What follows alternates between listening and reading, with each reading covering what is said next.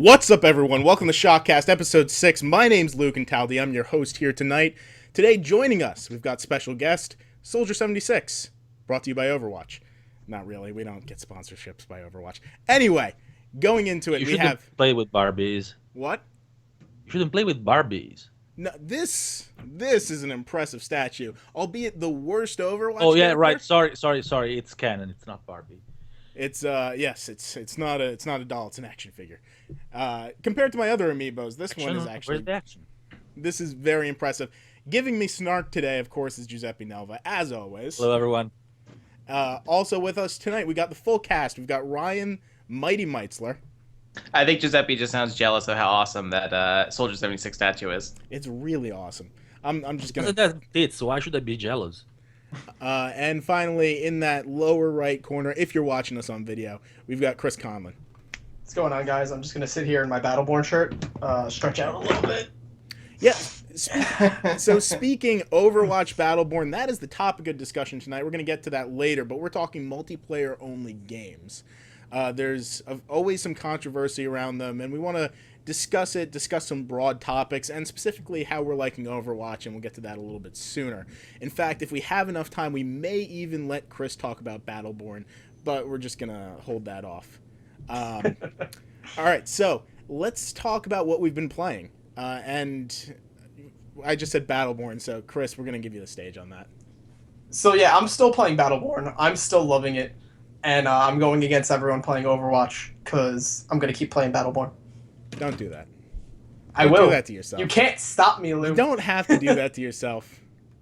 So is it just Battleborn? Is that it? Is that all you've been playing? I've been mixing in some MLB The Show, but I'm just trying to wait till I get paid so I can just go pick up Uncharted. Oh, well, that's good. Yeah. In fact, I would just sell your games and just go get Uncharted. But No. Also, Giuseppe, what are you doing? I've been playing a lot of Total War Warhammer lately because I just reviewed it, but I'm still not done. I won't be done for the next 2 or 3 years probably.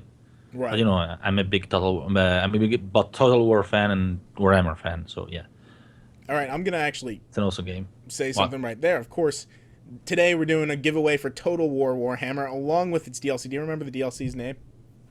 It's the Chaos Warriors pack. It's basically one additional race.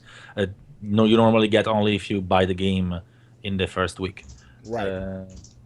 Yeah. But very awesome, of course. And so if you get it, you can come play co-op with me. So yeah, we're gonna be running this giveaway for Total War Warhammer. We're gonna do that later on in the podcast. If you're listening to this and you want to be part of this, you want to get the giveaways, you want to comment on all the stupid things we're saying, we do this live every Wednesday at 8:30 Eastern at twitch.tv/DualShockers Live. Come join the party. So far, I think most people who have come and watched us have, at least week by week, have won something, be it Quantum Break, be it, what are some of the other great things we gave out? Corpse Yeah, Party. your memory is failing. Yeah, no, I'm really bad at memorizing. And you're wasting time. things. Go on. All right, we're trying to aim for an hour. Also, today we're doing a little bit of different things with how we're formatting stuff. We're only going to cover one news story, and we're going to do it in depth, but it's a really interesting news story. But we're trying to get closer to an hour, and of course we're still experimenting with how we're formatting the show. All right, so I skipped right over you, Ryan. Ryan, what are you playing? So basically, we'll go into this later, but I reviewed Doom.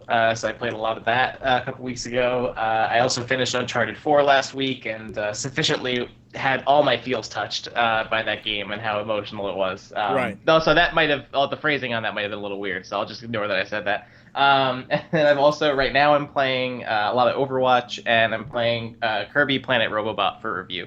Ooh, nice. When are we going to have that up?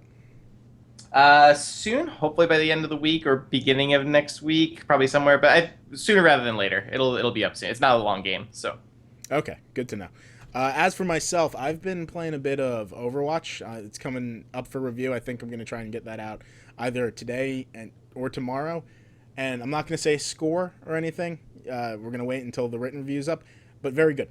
Very good things. Awesome game. And we're going to discuss impressions later. Ryan and I have been dumping a ton of time into it.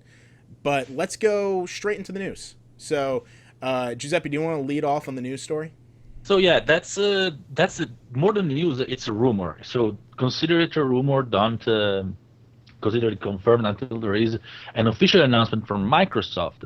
But there have been rumors today from Polygon, from quite several sources actually, that strangely came out all the same time, which make me wonder if it was kind of planned to make it come out. But anyway, there should be two Xbox console coming. One is a slimmed version, the Xbox One Slim. Of course, this is not the official name, but it's just something that we're calling it like that. And it should be 40% smaller, and it should have a built-in upscaler able to tackle different resolutions, like upscale resolution, not natives. And it should also be able to support 4K for video, which I don't care about still. Then, which is more interesting, there is another one, and this one is supposed to launch in August and will probably be announced at E3 or around E3. Mm-hmm. And then there is another one, which is even more interesting, which is a more powerful Xbox One, which it's codenamed Scorpio, or should be actually codenamed, because remember, we are talking hypothetical here. We're talking if the rumors are true. And it's colloquially referred to the Xbox One 2, which is hilarious. And anyway, this console, interestingly, the sources, Polygon sources, claim that it would be aiming for 6 teraflops of computing power, which is 4 times as much as the current Xbox, and allegedly more powerful than the rumored PS4 Neo. Wow. This is interesting because, as a figure, I'm not saying that it's science fiction, but it's interestingly optimistic. I mean, It may be real, but if it's real, they're gonna do kind of a miracle, because 6 teraflops, to give you a little bit of a thermal comparison, a current NVIDIA GTX 980 Ti, which is a very high-end card, crunches 5.63 teraflops, so less than this alleged Xbox One 2 or Scorpio. While a Titan X, which is basically the most costly card you can find, or one of the most costly, is 6.14 teraflops, which is just above this Scorpio. Right. Just to give you another terms of comparison, the GTX 1080 that's coming out next month for $600, it's 9 teraflops. So that's considerably higher, but it's still just to like 3 by 2 times as much. While the 170, which is about $400, is 6.46 teraflops. So pretty much the same ballpark. Right. So that's strange. It may be true though, because this console should come out is intended to come out towards the end of 2017. Right. So there 2 is years. time for technology. Well, not 2 years, but 1 year and a half. Right. Mathematics. But yeah, there is about 1 year, considering that we have to go into production and all that. So it's not like they can have their design ready in 1 year and a half. It needs to be ready at least in 1 year or less. Mm-hmm. So they have kind of 1 year or like 9-10 months to get to the technological point of being able to put that kind of power into a console form factor, into a console heat management requirement, because power creates heat, physics, right. Especially for Xbox. Oh, come on! Don't be that guy. And also in the power requirements, because of course you need to have a power source.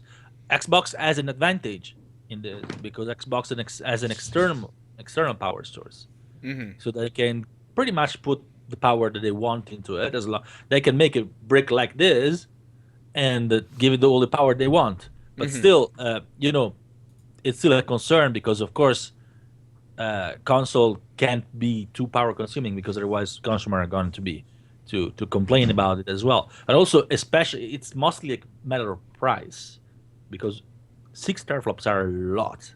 Yeah. So, what do you guys think? This is it for the news, pretty much. Oh, also, sorry. Yes. There is also the fact that this alleged console will play all of the current Xbox One games, and also there is an initiative inside Microsoft that it's called Project Helix or Helix that pretty much wants aims to launch all Xbox brand games at the same times on PC. This is pretty much the gist of all of the rumor. So what do you guys think? Is real, false, crazy? Oh, a little thing. Phil Spencer today mentioned that today there was a lot of creative chatter about it.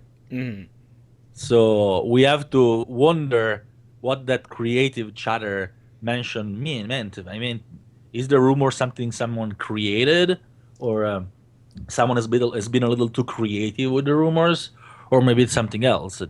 Phil Spencer likes to give a little bit of a tease, but we don't know really what's up. Right. So what do you guys think? Well, I just want to read off a few of the comments in the chat. They're skeptical. They say the Mactastic says consoles are the new cell phones. And Dalaran says, if it's real, that'll be a huge box to hold, seeing how, Xbox One's a fucking monster. They're comparing it to CRTV, this new one. Well, that's possible, but miniaturization does miracles. So size is a concern, but the fact that the Xbox One has an external power source is actually pretty determining. It could be their winning card, because since they have an external power source, they have space for more hardware and ventilation. Right. That's not to say, of course, that PlayStation Neo, when it comes out, that it might not also. We have the current that's true, of course, but it depends. It depends on Sony. I don't really want to talk about the comparison, right? Because it could also be. There is also be one thing. There is also could be the thing that the rumor could have been spread intentionally, right? To kind of muddle the waters. Remember that this news came out from several sources pretty much at the same time. So there has to be one or multiple people within Microsoft or close to Microsoft that took a lot of time to speak to a lot of people for some reason. So I don't know. Almost. There is a possibility that someone intentionally wanted to muddle the waters, because it is a possibility. I'm not saying it's true, because we can't really say that, but right. It's a good way though to gauge public interest to have these leaks. Absolutely. And that goes back to Chris's tinfoil hat theory that he's mentioned multiple times.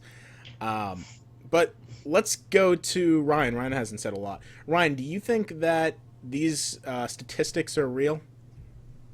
I think, because this isn't obviously the first time that we've heard about these rumors of, upgraded consoles coming, like we heard earlier this year with Sony with PS 4.5, 4K, whatever those rumors. So I think the fact that we've been hearing so much about it on both sides, does lend some. I think it does make sense that eventually down the line we'll see new hardware. I don't know how soon. I don't think it's going to happen necessarily this year, but definitely I think within a year or two, especially with I'm sure with the consoles wanting to include some kind of VR support, which is obviously going to require way more technical power than what the current consoles can, at least comparable to something like Oculus Rift or Vive or things like that. Although we are seeing the PSVR, so we will get something into that scale. But I think also just thinking about how previous console generations, I think that to me the biggest comparison is to almost like the new 3DS, like what Nintendo did, where they offered something that was like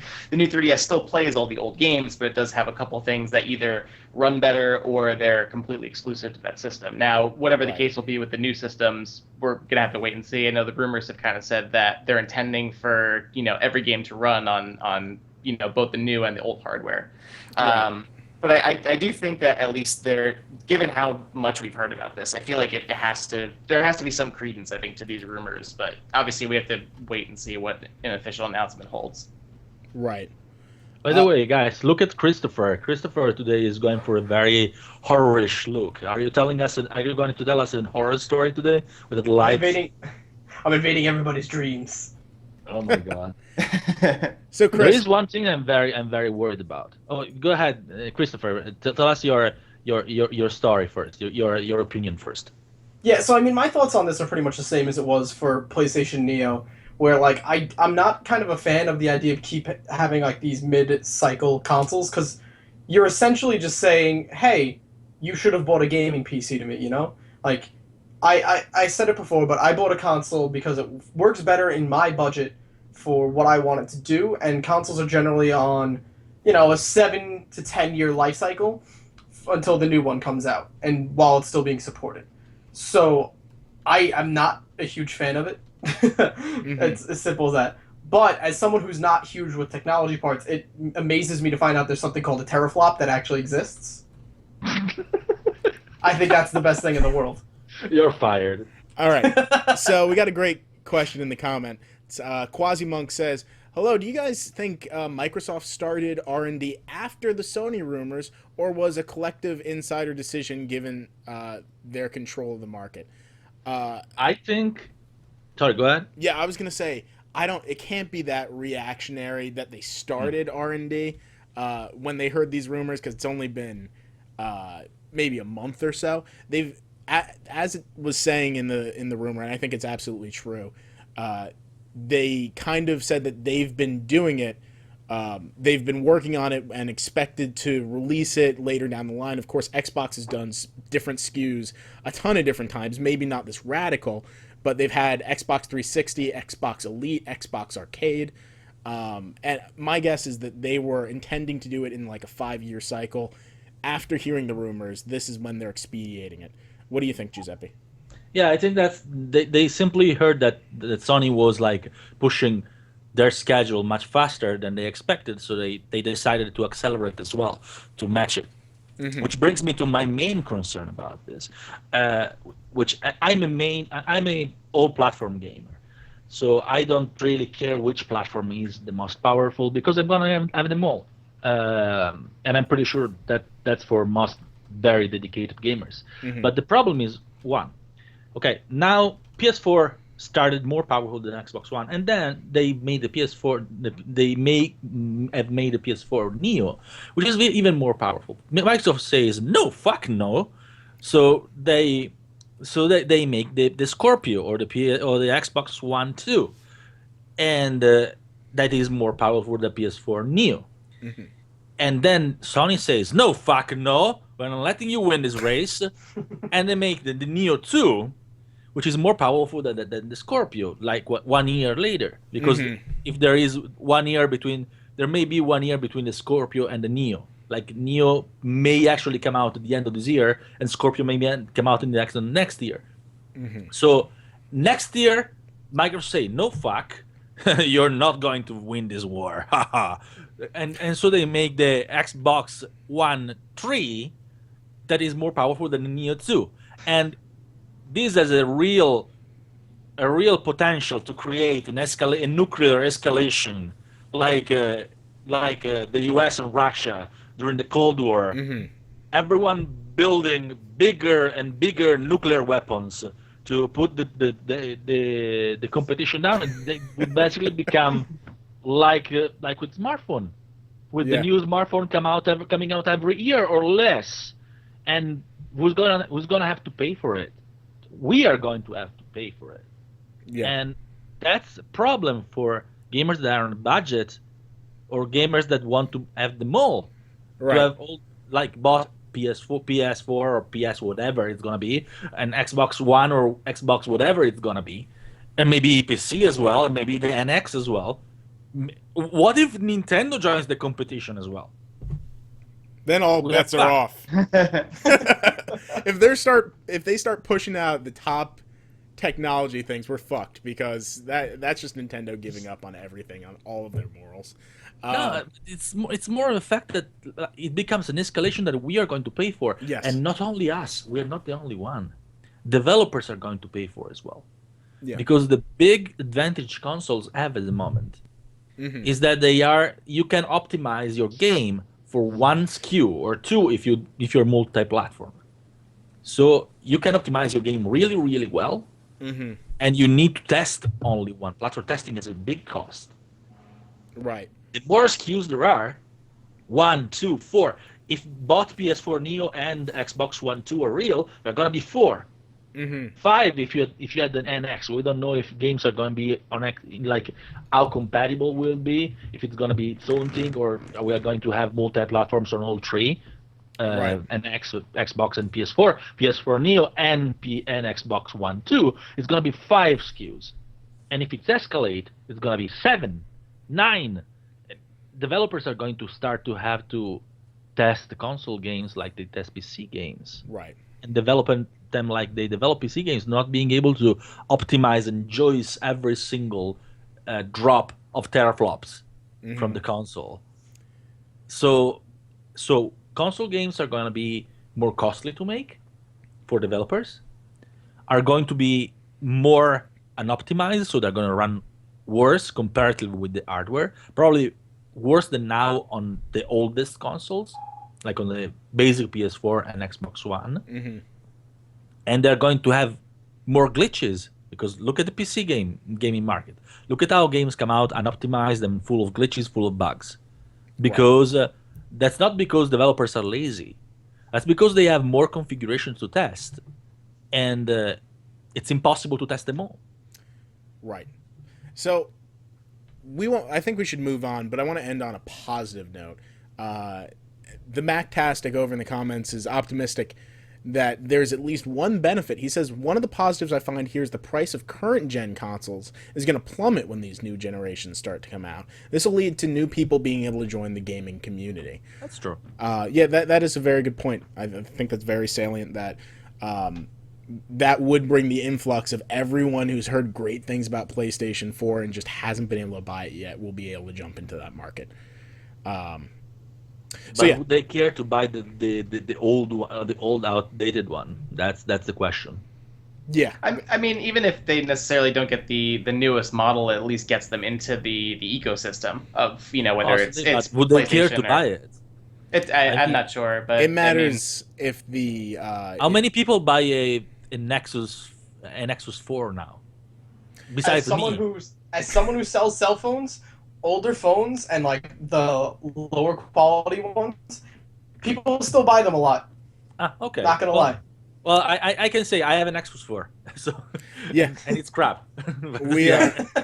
Yeah, I mean, we are, of course, the audience of people who have to buy the newest things, who really enjoy doing that. But I'm sure there is a huge market of people that just, want to do this, especially if they come out saying that PlayStation 4, PlayStation Neo 5, wherever we are, will be able to play standard PlayStation 4 will be able to play everything up that line, which is so far at least the message that's been rumored about. But yeah, well, I just hope that I'm okay with having new consoles, like one mid-cycle console. Yeah, I'm not happy with it because I prefer, they focused on one, but I'm okay with it. But if it becomes an escalation, it's dangerous. Right. All right. So let's use that. Shall we give up the Warhammer right now, since we are in the middle between the things? Oh, we can. I was thinking of giving out after you talked about it, but we could do it now if you'd prefer. Well, I talked about it already. What do you want me to say something about it? All right. Let's give it out. Chris, you are the giveaway master. You always Don't pick yourself. Pick yourself as usual. I'm just gonna say I might keep this one. You're not. Dallo, Dallo wins it. He doesn't have a PC. If you want it, PC, Dallo? all right. Well, get back to us if you want it. Then you want it. If not, then we'll give you a. Give up to someone else. Yeah, we could give you a great PlayStation 4 theme. I'm sure. We have a few from Truant Pixel. Yeah. But anyway, let's start talking about the topic of the show, which is multiplayer-only games. Overwatch is out.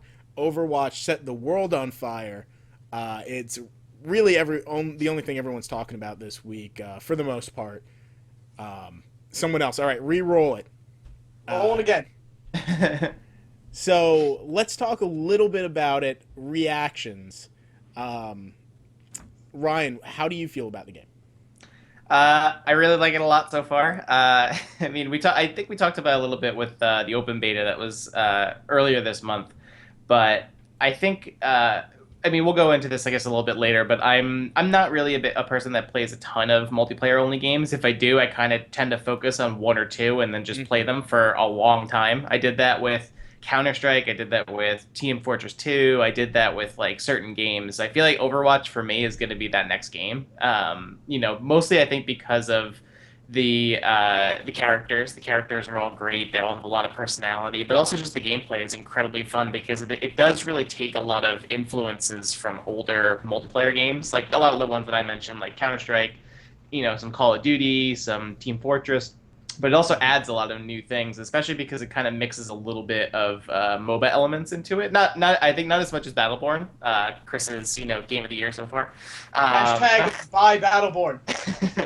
But I do really like Overwatch so far, and I've been playing a ton of it because with the beta I was like kind of unsure about the game, but once I played it, I was like, I'm sold, and I pre-ordered the game immediately. It was great. Right. Yeah, I'm feeling very much the same thing. I don't want to get too far into how I feel about the game because the review's coming up and I want to give people to look forward to something. But it's a ton of fun. It's easy to jump into. Even when I'm losing, I'm having a good time, and that's something I think that really shows off when a game is good. Like Rocket League, of course. Mm-hmm. I always have a good time no matter if I'm losing. Yeah. So I think that is a big thing that you touched on, is that it is surprisingly, even though it is a very competitive game, and I feel like it is definitely one of those ones that it's easy to learn but difficult to master. I think because there's a ton of strategy in it. But I do think that for the most part, if even if you're only casually into shooters and stuff like that, I don't think it's as daunting a game to jump into as something like a MOBA or a very competitive shooter like a Call of Duty or things like that. I do think it has a slightly less steep learning curve when it comes to that. Right. All right. So going from there, let's talk about the general topic of multiplayer-only games. It seems to be the trend lately. We have a few examples. Of course, Overwatch just came out. Battleborn, Titanfall. Well, Battleborn's not multiplayer only, I guess. Titanfall, Evolve, Star Wars Battlefront. I guess we could even say Rocket League in that, right? I suppose. Well, Star Wars Battlefront wasn't multiplayer only. It had some single-player content. It wasn't big, but it was there. Right. I think I think that the core of it is a multiplayer focused game. I think it's somewhat the same way as Battleborn, though Battleborn also has like some single player stuff too. But I think the core of the experience is meant to be multiplayer. Mm-hmm. All right. So, what are the qualities that have helped make some multiplayer only games successful over others? I mean, Overwatch is very clearly setting the world on fire. Star Wars Battlefront sold a ton, not very critically well received. Evolve, neither well received nor really had a continuing audience. What is the thing that really makes a multiplayer only game successful?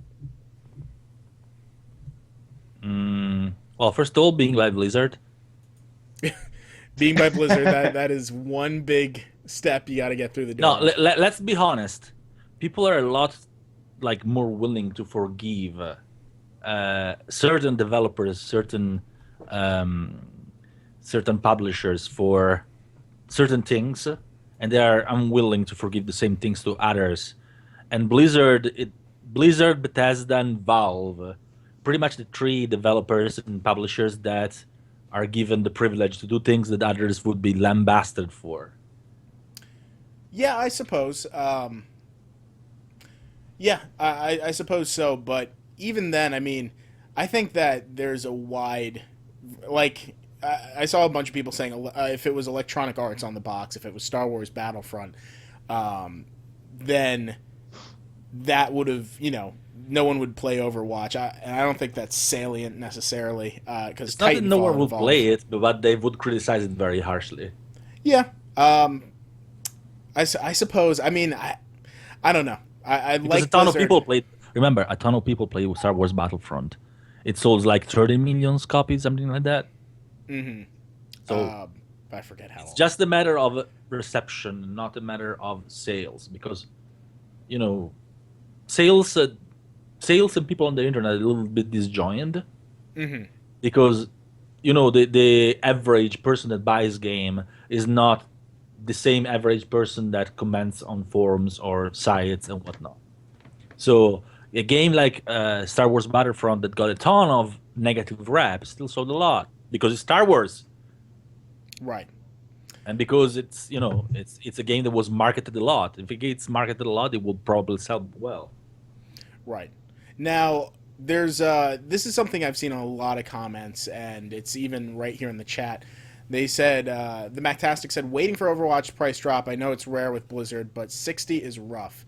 So the question is, how should multiplayer-only games be priced? Are they $60 full experiences, or should they be lower? Should they be a $40 game, a $20 game? That's something I'm sure that made Rocket League very successful at the time, was because it was so cheap. But do you think that a game can be a $60 multiplayer-only title? It's I mean, complicated, I think. I think the quality of the games, for the most part, I think are definitely there. From everything I've seen from Overwatch, it is more than a solid shooter. It is an incredibly well-polished game. Same thing with Battleborn. It's an incredibly balanced experience. I was talking to Lou before. There's so many things in this game that I see my characters do, and somehow it fits, and it doesn't make sense.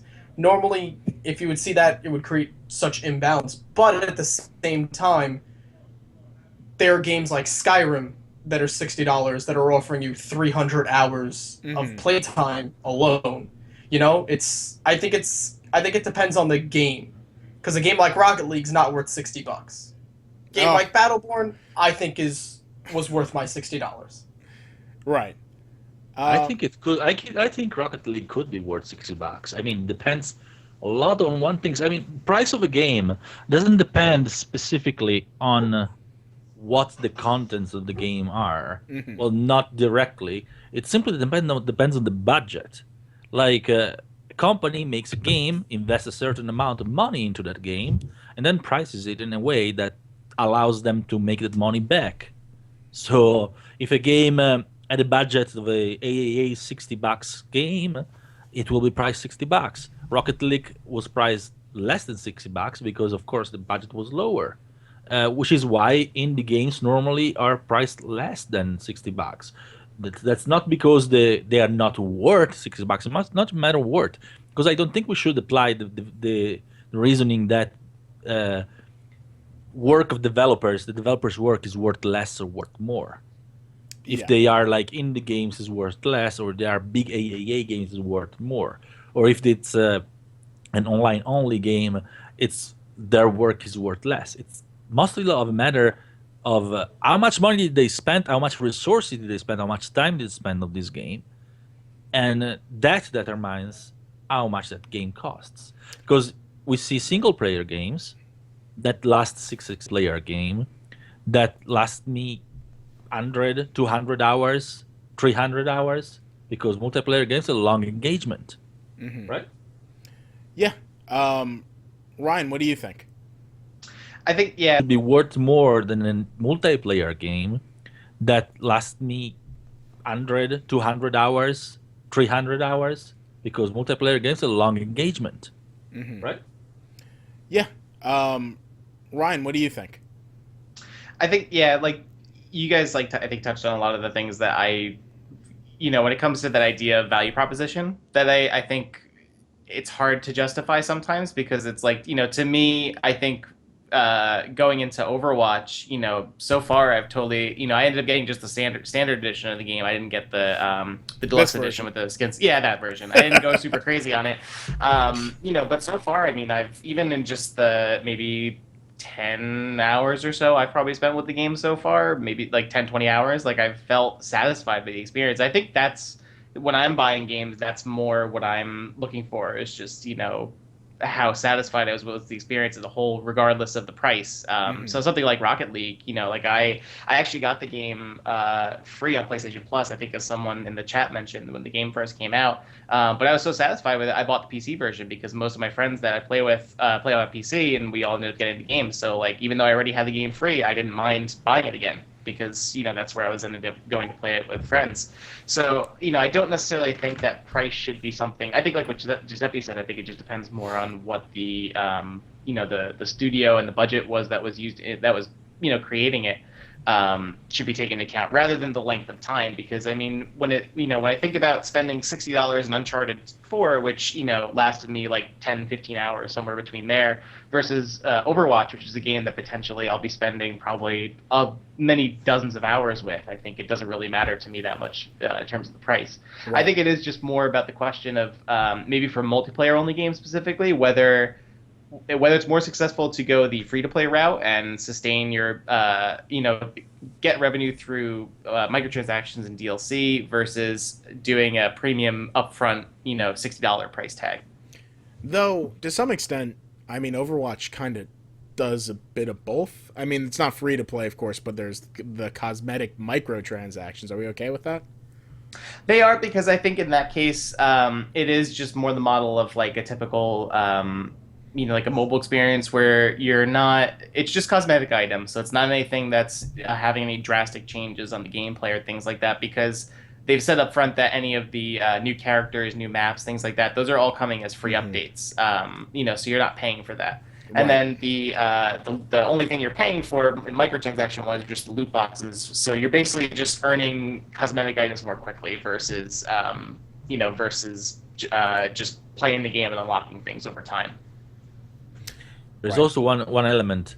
Microtransactions are not mandatory, so they don't influence you if you don't want to pay them, but they create an enormous source of revenue for the developer. Like, I know people that spend in microtransaction for a game. Like, I play Black Desert, and Black Desert is a game that has costume mostly on microtransaction and pets. Right. And people spend hundreds of dollars on it. They spend more than what they would spend for an AAA game. They spend more than what they would spend for a game that requires a subscription.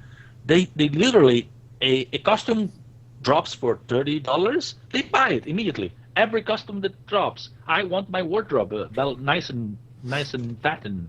So it's incredible. I can't imagine spending that much on the game, but there is a ton of people that do. And basically, microtransaction allow for one concept that I love, which is, and people hate them, and I understand why they hate them, because they feel that it removes content from them without paying for them, especially if they actually already paid for the game. But they do something, they allow the developers to give everyone things for free, like the maps in Overwatch and the characters in Overwatch, or in Black Desert they give you every expansion for free once you bought the base package. The game has already been expanded by 30%, and will be expanded by another 30% in June, and everything of that is free.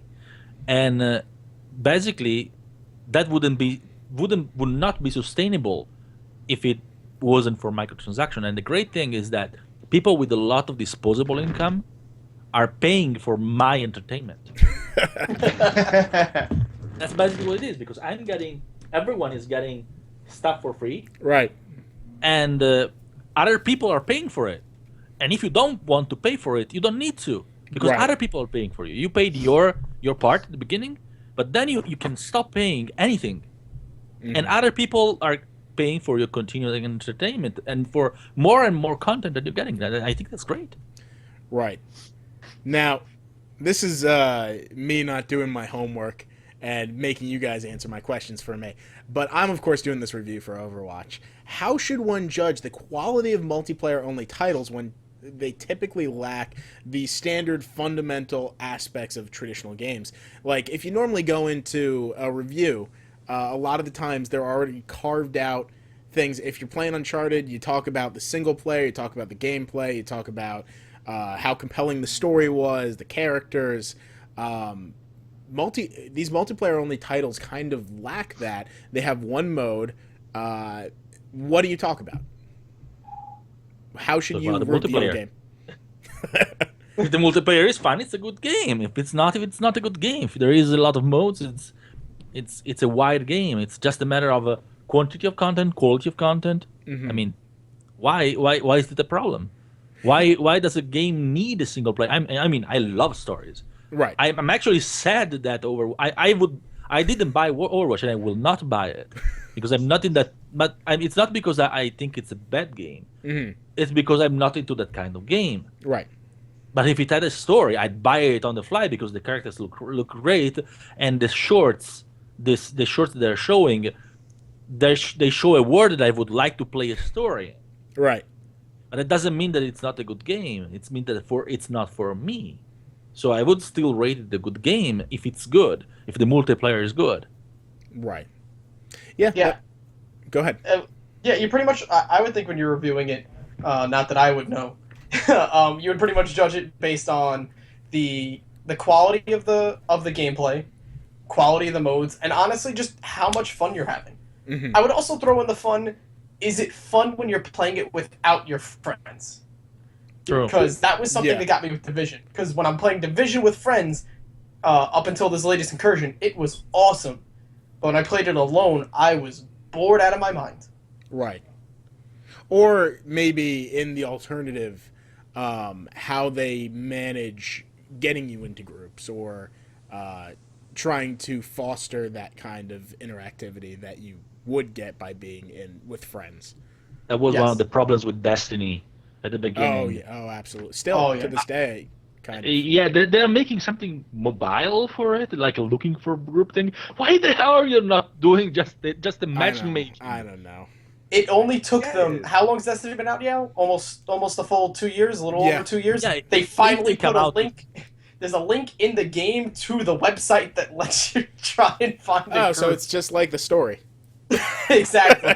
Yeah. I mean, I love Destiny. I love the Destiny. I stopped playing it because after a while it got boring. Like after a long wait, I played it for hundreds of hours. So right. It's money well spent. Well, I reviewed it, so it's a review copy. I didn't spend money on it. But if I voted, it would have been money well spent. But still, I can't even imagine why would you release a game like that without any matchmaking function? Right. Why? Why in hell? I had to go to Reddit. I had to write an article telling people how to find a group. Well, thank you, Bungie, because it was a successful article. But still. Right.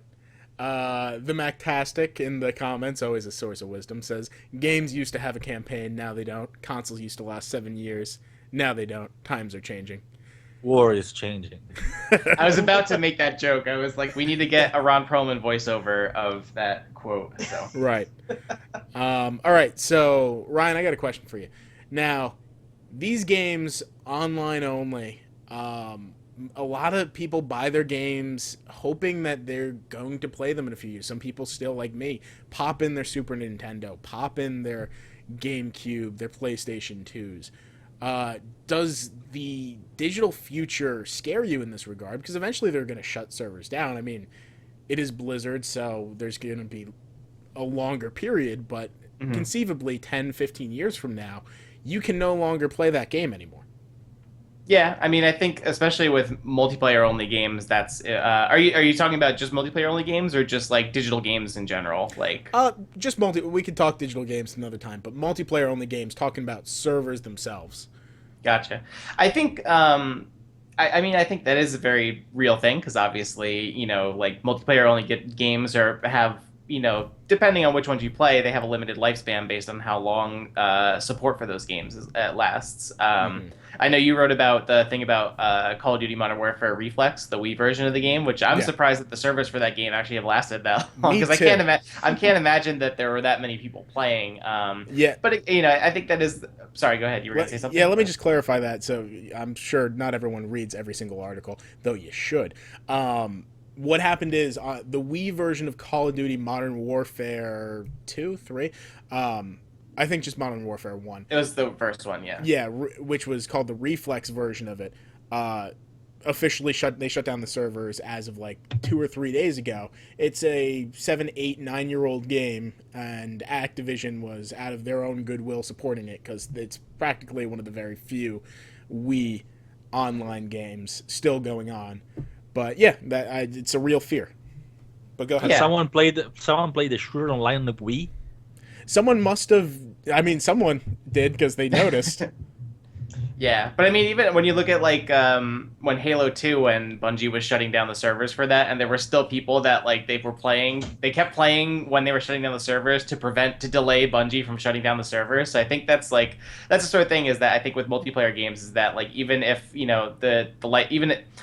if the game doesn't have as long of a community, just that, I think that is the thing with multiplayer games. It's just like they are tied to the servers, but also it depends on the community that's playing them. Mm-hmm. And I'm sure that like down the line, I'm sure Overwatch, 10, 15, 20, whatever years that it goes on, eventually the servers will go down. But I feel like by that point, I'll probably have moved on to something else, hopefully. I mean, if I don't, I'll be really impressed. So I'll be really happy about that. But I think, that is a problem. That's a compliment. Oh, sorry. No, I'm reading that. Yeah. Stacy Ten Toes just told me that I sound like Maurice Chavet from. I'm not sure that's a compliment. Oh, that's I'll take great. it as a compliment, but I'm not totally sure that is a compliment. It's a bit of both, but I have good times with. By the way, Dollar Arlance just mentioned Destiny of Spirits on the Vita, which is another game that Sony shut down actually pretty early in its lifetime. How long did it last, Dolo? I think 2 or 3 years, probably 2 years. Mm-hmm. And I was sad because I liked that game. I had a lot of fun, just going around like finding stuff, finding like a little monster, little summons critters. I actually was like in Tokyo, going around with my Vita in Tokyo, trying to capture the unique monster that unique monster you can capture only there. Mm-hmm. It was a lot of fun, and when Sony shut down the game only 2 years after it was launched, it was kind of sad. When it's 2 years, it's bad. I think when they last this little, I think it's not a good policy. Right. I mean, you shouldn't launch again, especially if you're a big publisher like Sony that has the resources to keep these things alive. And I know a lot of people that were playing it, so I'm pretty sure that it wasn't like no one playing it. Probably there weren't many people paying Microsoft transaction, and that's why they shut it down. But I think they should prepare to keep it down at least 4 or 5 years. Yeah, Right. I think Dalo pretty much, summarized how I feel is that like I think with multiplayer and online only games, like they do have a limited lifespan. It's just I feel like the nature of them. There are certain exceptions to the rule, like where Quasi Monk said that like Counter-Strike 1.6 still is played, and aside from also the more recent versions of the game, like Global Offensive and stuff like that, that are some of the biggest games. There are some of the biggest games like in the globe that like people still play. It's Global Offensive. Yeah, I know. But but yeah, I mean, I think the one thing that I think that I kind of touched on, I think when I played Halo 5 last year, was just that I think it is kind of weird that like Halo Combat Evolved will potentially have a longer lifespan than Halo 5 Guardians, because you'll still be able to play the original Halo offline. You'll still be able to play that in local co-op and things like that, versus Halo 5, where once the servers shut down for that, like you can still play the campaign and stuff, but the multiplayer will pretty much be shut down. You won't be able to play that. So Right. Well, you need to expect it. I mean, I'm guessing there is the PC crowd, which is probably one of the reasons why Overwatch is doing so well, because Blizzard is most of the Blizzard fans base is on PC. Yeah. The PC crowd is a lot more prepared for online-only games. We are used to MMORPGs, online-only games that people have been protesting about it for just lately, but they're not a new thing. Since Ultima Online, there have been online-only games. It's been like 20 years. So, we are used to MMORPGs. We are used to Counter-Strike. We are used to all these online-only games that have been there for years. Right. It's like PC games are used to a lot of things that console games still groan about. Like Yeah. we are used to digital only, for instance. Who buys PC games physical at the moment? Very few, unless you get the collector's edition. And most games are not even released physically on PC. They all go on Steam. Right. Even the bigger publisher games like EA, they just released them on Origin. I don't think Battlefield 1 is going to be released physically on PC. I'm not sure. Maybe I'm wrong. I think there is at least a few big games that they have released only on Origin and not releasing physically. Right. So we are used to digital-only games. We're used to online-only games. And I think that's something that console gamers are going to get used to gradually as well. Right. All right. Well, we've exhausted this topic, I think. Yeah. So we're still trying to aim for under the hour. I don't think we're going to make it. Let's go through We're still going to do pretty well. Come on. We're doing better than normal. All right. So let's go really quickly into the review roundup, and we'll do bullet point answers on this. We have 2 games that we reviewed this week. One coming out. And one coming out very soon, short after. You should be able to see the home front review if you're listening to this on podcast. But we're going to talk Doom and Total Warhammer. Ryan, you reviewed Doom. Give us your quick synopsis. I did. I went to hell and back. I came back alive. Doom is really fun. I liked it a lot. I've only played a little bit of the previous games, but I have enough familiarity, I think, from friends that are really into the series, and just kind of, I think, especially because Doom is just such an iconic series, especially because, a lot of people kind of credit it with being one of the first-person shooters, like along with Wolfenstein and things like that. So in our review, I gave it an 8 overall, just kind of as, looking at it as a whole package, because obviously there's the campaign, the multiplayer, and the snap map. So yes, as Lou is illustrating by doing that, yeah. I think looking at it as a package, Doom has a very, very, very good single player. The campaign is probably one of the most enjoyable FPS campaigns I've played in quite some time. Not even because of the story, because honestly, like, the story is basically an excuse to shoot Doomies and punch them in the face. That's like really all it exists for. But the gameplay is great. It's really fun. It's really fast, and the weapons are incredibly brutal and really cool. Between the shotgun and the the different things you get. The multiplayer, I feel like, is probably the weakest portion of the game. That it is just kind of it is fun because it does carry over that kind of fast-paced gameplay. It's very twitchy, very arena shootery. So if you're into Unreal Tournament, Quake, things like that, you'll like it. It is just kind of generic, I think, is the biggest kind of overall. It's bland. It's very bland. It just doesn't really have a lot of, especially coming out so close to things like Overwatch that have a lot more personality and hooks to them. I think Doom just was, and Battleborn. Okay, I got it, Chris.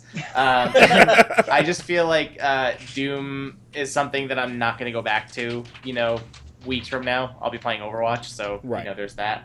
And then the final kind of pillar of it is the snap map, which is the level creator, which is has a lot of cool ideas. I think it's I guess I kind of described it almost as like if you had Mario Maker for a first-person shooter, where it's kind of meant to be a very simple, easy, quickly put a level together. I think the main thing, like with anything like that, is just going to be seeing the dedicated kind of users, what they make. It has potential. I think it's a matter of seeing what Bethesda kind of does with it. But overall, Doom's really great. It's a lot of fun. It has a great campaign. I just think that the multiplayer, if you're looking for that, you might come away a little disappointed from that. Right. All right. So now let's just shift automatically to Giuseppe. Giuseppe reviewed Total War. Total War Warhammer. So first of all, I have to say this is what made me as a gamer. Well, this is Warhammer 40,000.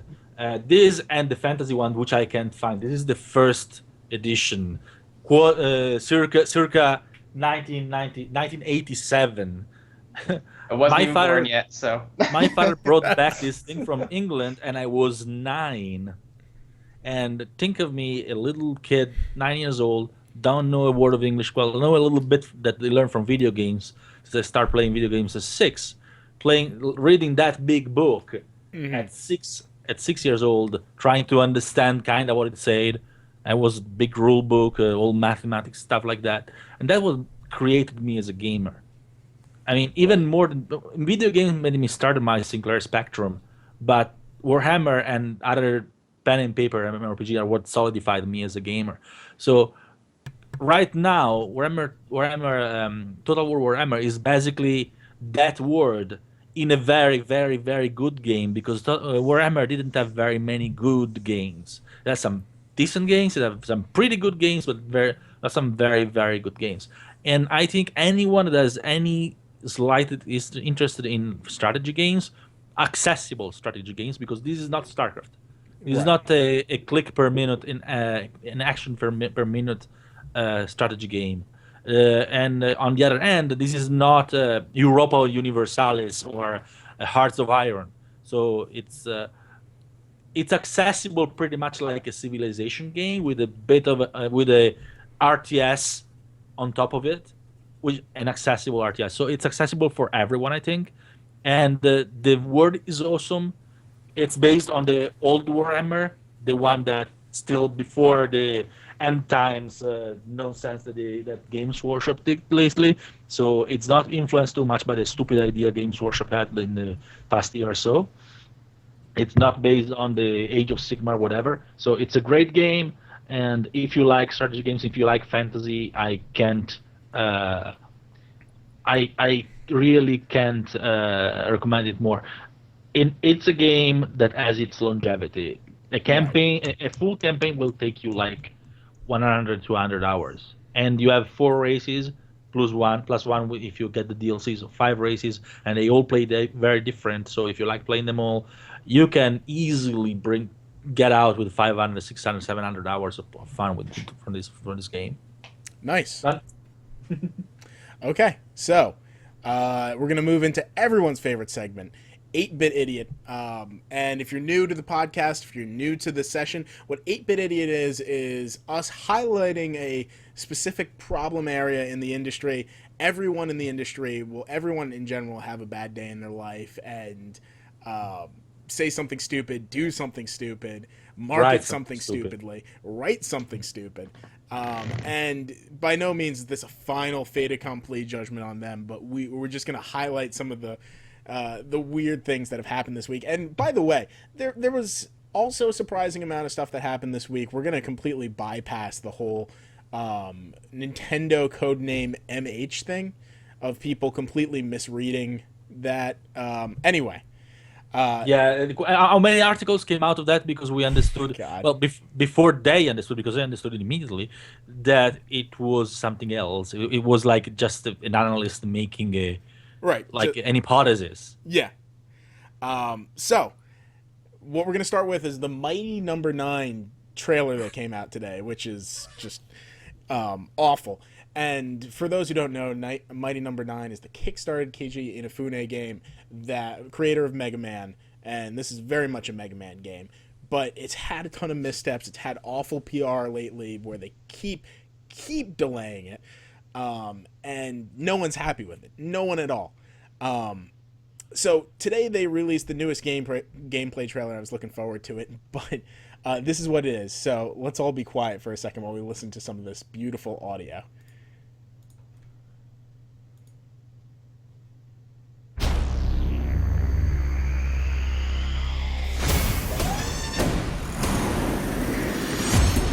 Hey, you, looking at the screen. Let me ask you a question. Do you like awesome things that are awesome? Then you gotta play this game, dude. It's friggin' cool and crazy addictive, like popping bubble wrap addictive. Check this out.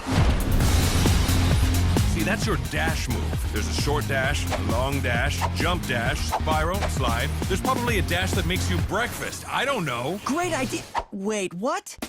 Point is, you're dashing around like a friggin' moon man, and I love it.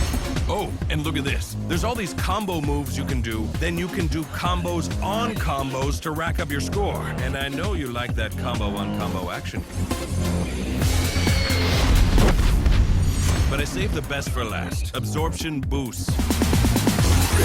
You kill an enemy, and you can absorb their power-ups. Stuff that'll make you faster and stronger, and make the bad guys cry like an anime fan on prom night.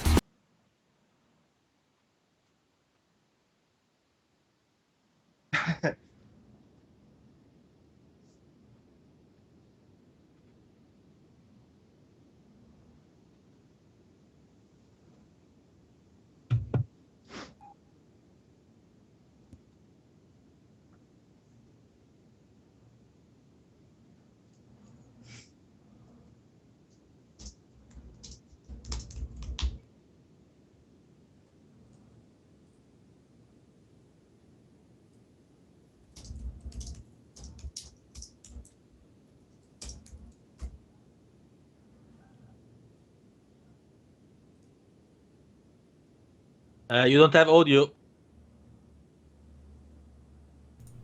I've been talking for a long time without audio. All right. So anyway, what I was saying was, I know that you guys couldn't hear it on your end, but you've seen it before. An anime something anime crying on Anime prom fan night. on crying on prom night. Oh my god, what a dumb statement. They should realize that the people who are buying this game, who are going to buy a KJ Inafune kickstarted Mega Man I think game. people can hear you still. No, I think they can they're hear me. fine. They're It's a catching delay. up slowly. Okay. Those people are the people who are going to be buying this game. They're insulting their audience. Not only that, but it's like if you took a 90s commercial and ripped it from then, it would still have sounded awkward then. I don't know. That was it was particularly bad in an industry known for many times very cheesy commercials. We are talking about someone that lambasted the Japanese gaming industry, saying that basically implying that it was better than anyone else, huh? Right. Okay. So after that, we have another one, in fact, and this one's Giuseppe's specialty. Has to do with a recent game announcement. Oh yeah. Well, it's not an announcement. It was announced at Paris Games Week, but Right. lately we had a re-unveiling of GT Sport, of Gran Turismo Sport, however you want to call it. I prefer to call it Gran Turismo Sport because I like the name, but still, GT Sport was presented in London, and we got some previews, hands-on previews from several outlets, and a few of them lambasted the game for its graphics, for its sound, for the fact that it added like a new online focus and stuff like that, and they didn't speak about the gameplay at all, or they spoke like for one or two lines about the gameplay, which is ridiculous. Like, you are trying a new game, which a lot of people want to try, and and then it's a game in which gameplay is very important. Because Right. it's a racing simulator, and you don't say how the cars handle, how they behave, if they feel natural, if they feel realistic. You don't say anything like that. The most I've heard from those reviews, which normally from what I've seen, most of the people that lambasted the game for this or that reason almost didn't write at all about the gameplay. And the most I've heard that is it handles like Gran Turismo 6, and it doesn't, because Right. because you can see it pretty much you can see at least some elements of it when you have watched 2 hours of gameplay from the live stream. You see that some things don't work in the same way. You also see that some of the best Gran Turismo 6 drivers from around the world spun and crashed like newbies because they weren't used to the new physics. So no, it doesn't handle like Gran Turismo 6. And even if it did, you're not writing only for people that played Gran Turismo 6, because not everyone had a PlayStation 4. There is a ton of people that had a PlayStation 3. There is a ton of people that had PlayStation 4 that never touched the PlayStation 3. So you should still talk about the gameplay. And you see those previews that are like, oh, the graphics are the audio is this, and there are these feature. Basically, they read you the feature list. It's not copy pasted from the official feature list, but it pretty much just rewritten from it. Right. So basically, what those previews do, instead of telling you they aren't hands-on previews, so instead of telling you what they felt going hands-on with the game, they tell you what you can see by yourself watching a video. And we have seen a ton of video because they had a 2 hours live stream. And what you can read by yourself by reading the list of features, which is ridiculous. Which is for the same reason I totally hate, for instance, hands-off previews. A lot of times when you go to an event, you guys probably have tried this as well, right? You go there, and instead of making you play the game, they show you some PR tells you stuff, and they show you a video of the game, or they show you him playing the game, and you can touch the controller, right? Have you guys tried it? I'm sure you did, right? I've seen that. Yes. Ryan, What's Chris, that? like Yeah. have you Yeah, seen that's something like that? Yeah, well, like once in a while that's happened to me where you're expecting and to go in this for a demo, one but was it's not- actually a demo. So, and this one was not in hands-off preview. There were demo station. People could go there, try the game, put their hands on a wheel, and try it. And you get the rare chance to try a game that's very important, a new Gran Turismo game, and you don't tell me how it handles. What did you smoke? I mean, that's not what the preview should be. No. Not even close. Right. And the funny thing, the last thing I'm gonna say about this, at least before you guys say your idea, is that, I read forums and stuff like that. After the press event, the day after, there was a fan event, so a lot of fans had a chance to go and try the game for themselves. And going on forums, I've seen more. I've received a lot more information on the gameplay and how the cars felt, or the game, how the game felt, from the fans that have no journalistic background, Right. than from all the journalists, all the previews I've read combined. And Yeah. that's ridiculous. Yeah. What do you guys think? Yeah, I mean, I think that if they're writing a preview of a game, it should be something that I can't myself see from a trailer. Like, you know, there's some reasonable debate about whether you're impressed or not impressed by the graphics. That's fine. That's something that we can physically see, though, from what they have shown us, and we can make our own determinations on. Everything else, you know, what you should be talking about is how it feels when it's in your hand, because that's what you're Hands-on. previewing. It's a hands-on preview. The point is hands-on, right? Right. How about You you? think, Ryan? You're our editorial master. So go ahead and tell us what you feel about this. I think in that sense, you guys have kind of touched on things I agree with a lot, where it is, just the idea that a preview is that it is something that you're trying to inform readers about that they can't physically, get to see themselves. So, I think that is kind of you're relaying your experiences with the game. But I think one thing I think a big thing to consider with previews is that, obviously you're playing a game before it's actually finished. You're not getting to see you're seeing like a section that is finished or close to finished, but you're not getting the whole entire complete experience. And sometimes I think that can, because there have been plenty of previews or demos I played where the demo I played was great and fantastic, but then when I play the final game, it doesn't quite live up to what I enjoyed from from that demo experience. Because obviously when they're showing it at a demo event like that, they want it to be a 15 to 20 minute experience that gets people excited to play the game and see what it's like. Right. Versus, I think even if in the case of something like, Gran Turismo Sport, where people were bashing it, I think based on what they saw, even if the initial impression that I saw wasn't that great, I think if the final product turned out to be amazing or really like much better than what I was expecting, then honestly, I think I would prefer to have something closer to that, where, Right. Even if I'm not necessarily impressed with what I initially saw or played, getting to see what the final product is what I'd be, really happy with. But I think it is to consider that, a preview is meant to be, this is what the game looks like so far, this is what we liked about it, this is what we hope to see maybe improve with the final game's release. I think that's obviously the objective of what a preview should be. Right. Wanna hear a story? Well, it's multiple story, but condensed in one. Sure. I've been at a ton of preview events. Okay, so I've seen a ton of people going theoretically hands-on with the game. I'm not going to name any names. I'm just going to be very generic, even because probably if I told you names, they wouldn't match for you. But I see a lot of people at the preview events with the demo stations there, so they could just walk there, pick up a controller, and play the game they're there to preview. They just go to the buffet, start drinking and eating, or they start chatting with each other and networking, which is something that preview events people do a lot of networking. And eating and drinking at the expense of the developer and publisher, and they don't touch the demonstration for a single second. Really?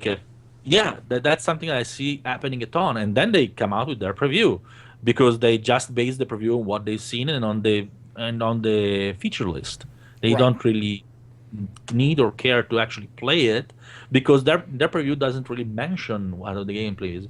The latest preview event that I've seen people doing that, of course, not all the people. I'm not talking about everyone, and I'm not talking about these people from Gran Turismo Sport because I wasn't there, so I can say what they did, even if those previews didn't really strike me as something that like add a lot of gameplay behind. But still, people at the Uncharted 4 preview event, in which it was the first time you could put your hands on the driving of the Jeep in Madagascar of Uncharted 4, people completely ignoring the demos and chatting and drinking and eating at the expense of Sony, and like not all, but when I saw that, I was like, and in the meanwhile, I was there playing the game, having fun, with the bike helmet with the GoPro on my head, because Sony wanted to film something, and they strapped the bike helmet, bicycle helmet, not bike helmet, and bicycle helmet on my head with the GoPro on top of it. I don't know what the video, where it ended, or if it was ever published or anything, but I was there playing, and I wasn't the only one, of course. There were many others. There were also many others behind me on the buffet, just stuffing themselves and ignoring the game. And those people came out with previews of the game. And that happens for every single preview event it's not a matter of Uncharted or anything. It happens for every single preview event I go to. There is always people like that. Not saying that it's the majority or a minority. I didn't count, but it happens, and it breaks my heart to see a lot of like smaller sites that don't get the chance. That Uncharted event was very selective.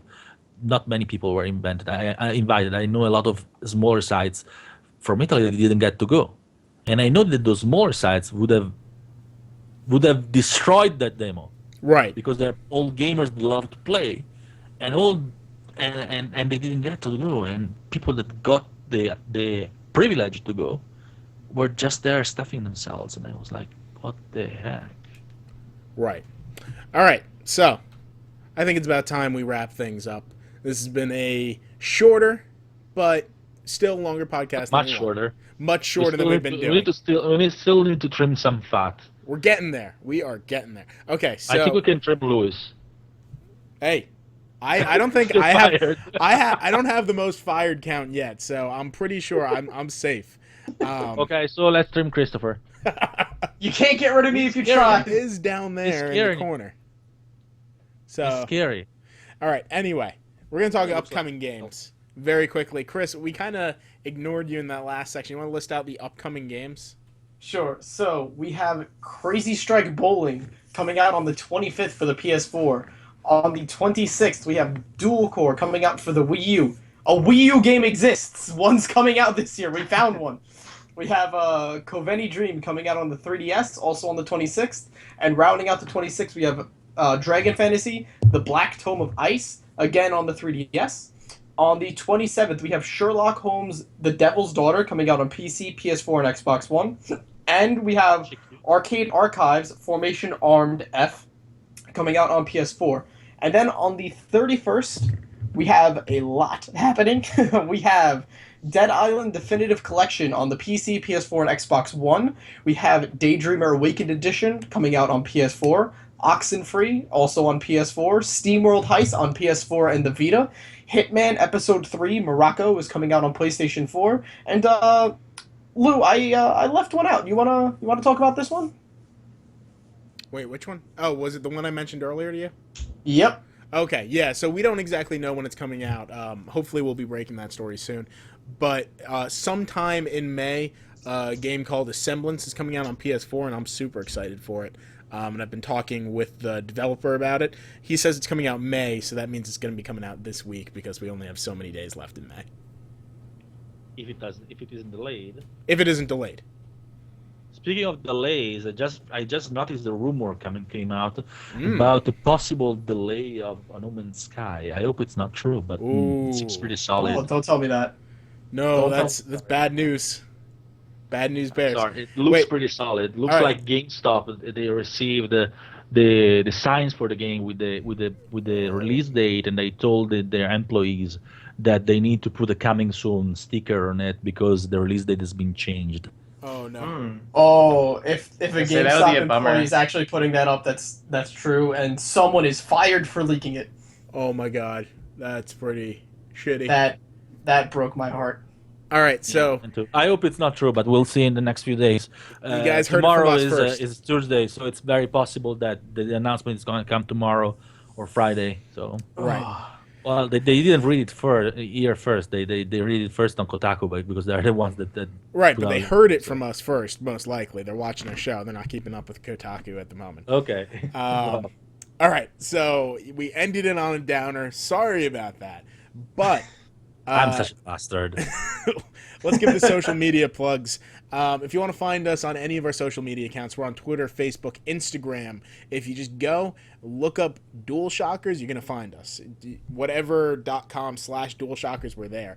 On YouTube, we're DSTV Originals, slightly different, but also kind of similar. Slightly? Slightly. If you know what DSTV stands for. And then we are original, all of us. We're very original. Anyway, to come watch and be part of the show. Also, to win these giveaways, because generally most people come here every week, continue to win giveaway prizes. Join us every Wednesday, 8:30 at twitch.tv/DualShockersLive. We'll read off all of your comments, and that's not true, but most of them, especially if they're funny, or if you make fun of Giuseppe and his accent. Anyway, lastly, you can find our round-the-clock news coverage, reviews, features, editorials, all the good stuff. We didn't really do a ton of news today, but you can find it all there at DualShockers.com. We put a lot of hard work in it. So, thank you, everyone, for joining. Thank you for watching. Thank you for listening. And thank you, everyone who's here, part of the podcast, Giuseppe, Ryan, Chris. If you want to find me over at Twitter, I'm at Lou Contaldi. Ryan, what's your Twitter handle? It's down there. You can see it. It's just my first and last name, Ryan Weitzler. Yeah, that's it. All one word. And Chris? You can find me at Mr. Moxyments. Surprisingly, I talk about Pokemon a lot. I still don't- Mine is. I think mine is down there as well. If Ryan didn't put it down there, he's fired. Did you put it down there, Ryan? No, it's there. I see it. We're good. Okay, so mine is down there because even if I pronounced it, you wouldn't be able to read it. So now that we are done here, go to the site and go read about the new the King of Fighter 14 trailer that just came out. I'm going to write about it right now with the Fatal Fury team. So bye, everyone. I'm gonna go right. All right, bye, everyone. We're going to go straight into the song.